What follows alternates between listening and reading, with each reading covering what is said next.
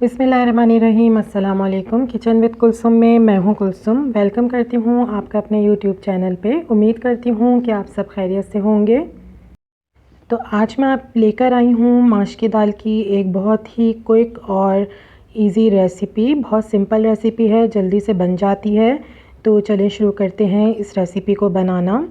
तो इससे पहले मेरे चैनल को सब्सक्राइब करें, साथ में बेल आइकन ज़रूर प्रेस करें ताकि आपको मेरी नई आने वाली वीडियोस के नोटिफिकेशंस मिलते रहें।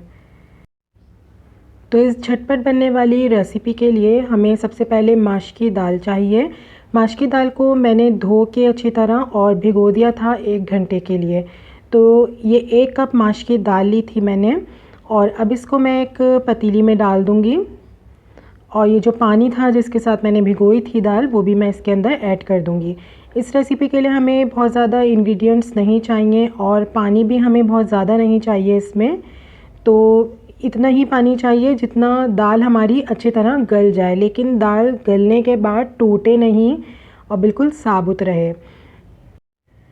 तो मैंने दाल डाल दी है इसमें। थोड़ा सा पानी मैं और ऐड करूँगी इसके अंदर, अगर ज़रूरत है तभी इसमें पानी आप शामिल करें। 1 टीस्पून मैं इसमें डाल रही हूँ नमक। नमक आप अपने हिसाब से डाल सकते हैं, कम या ज़्यादा।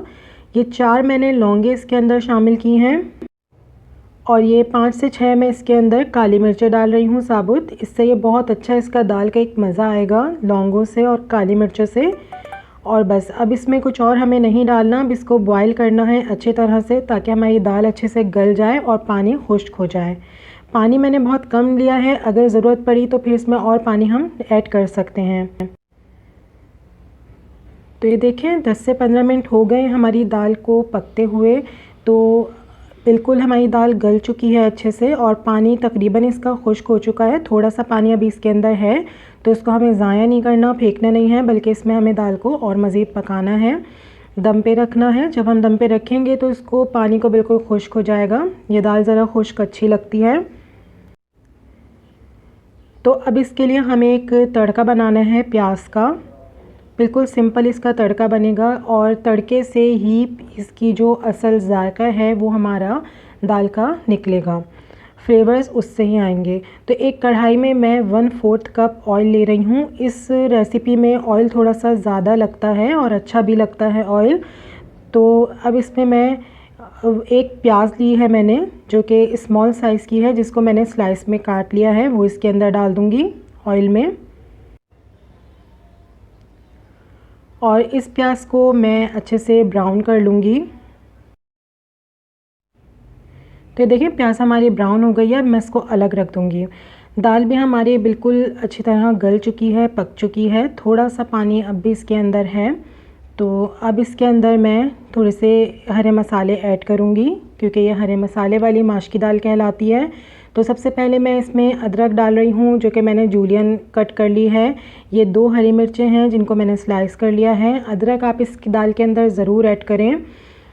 और ये 4 मेरे पास साबुत लाल मिर्चें हैं और थोड़ा सा हरा धनिया है। हरा धनिया और हरी मिर्चें इससे इसका फ्लेवर बहुत अच्छा हो जाता है।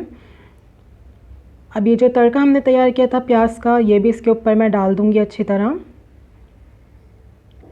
और बस अब इसको हम कवर करके 5 मिनट के लिए बिल्कुल स्लो फ्लेम पे रख देंगे ताकि दम पे।